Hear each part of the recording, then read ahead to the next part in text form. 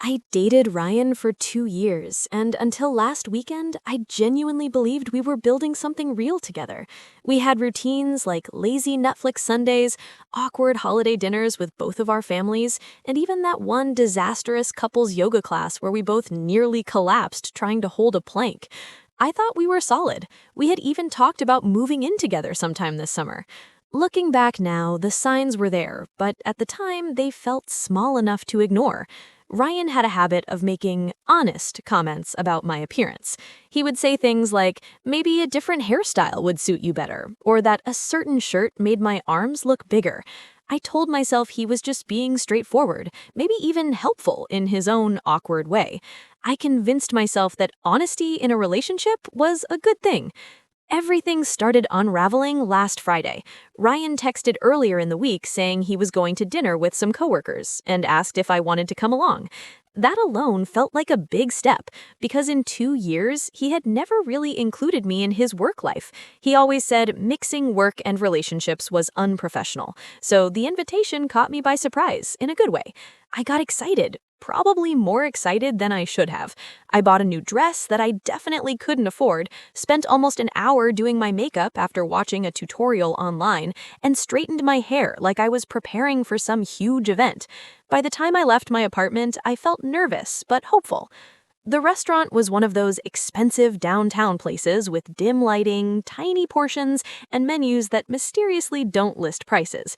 That should have been my first clue the night wasn't going to go well.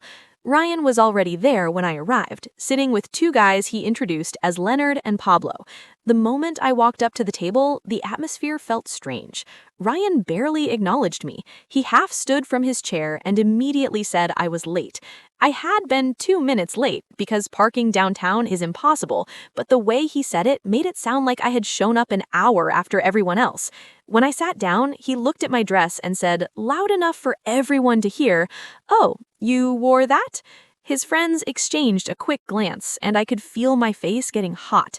I tried to laugh it off and asked if there had been a dress code I missed, but Ryan just shrugged and told me they had already ordered appetizers. Dinner quickly turned into one of the most uncomfortable experiences of my life.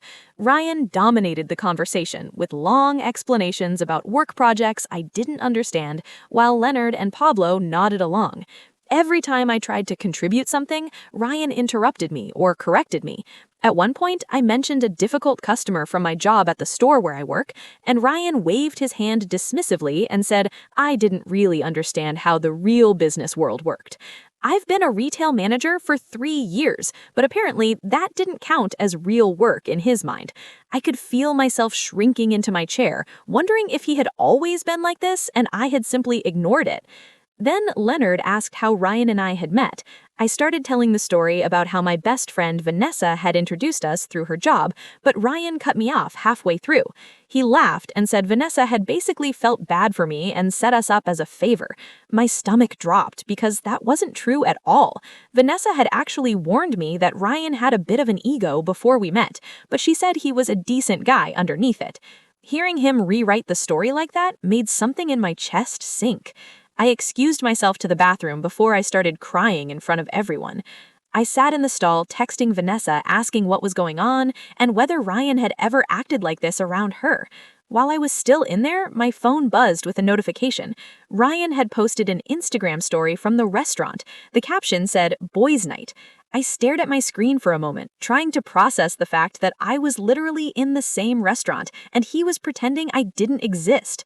I splashed some water on my face, fixed my makeup as best I could, and went back to the table determined to get through the rest of the dinner with some dignity. When I sat back down, the jokes started.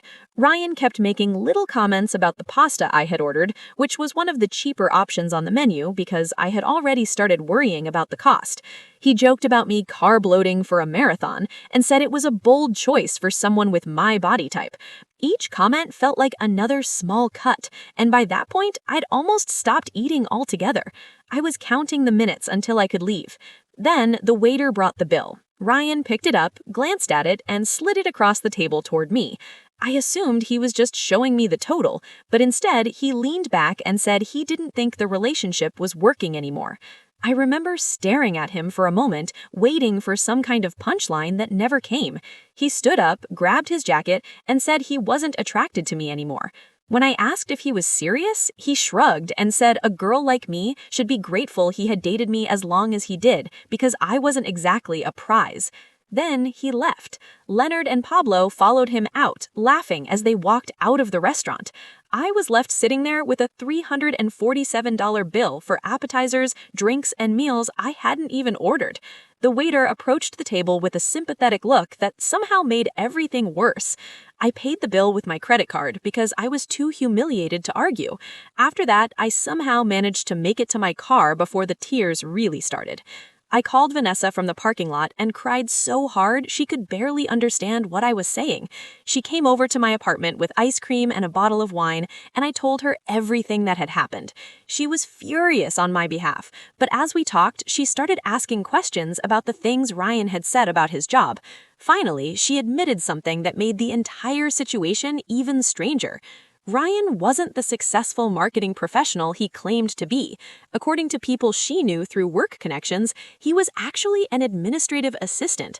The big presentations he bragged about were presentations he only helped prepare slides for. The team he said he managed was basically 2 interns. Some of the business trips he talked about apparently never happened at all. Hearing that made the last 2 years feel like they had been built on something completely fake. That night after Vanessa left, I couldn't sleep, so I started scrolling back through old texts and photos, trying to piece things together. The inconsistencies that I had ignored before suddenly stood out everywhere. Late nights he claimed he was working that didn't quite match up. Stories about work that changed depending on the conversation. The more I looked, the more confused I felt. At around 3 in the morning, my phone buzzed again with a message from a number I didn't recognize. The text simply said, "Hey, this is Cody from Ryan's office. Vanessa gave your number." A few seconds later, another message appeared saying there was something important I needed to know about Ryan. At that point, I had no idea that the story was about to get even stranger, because the next few days would lead to a birthday dinner, a house full of shocked family members, and the moment when every single lie Ryan had been telling for years finally started to fall apart.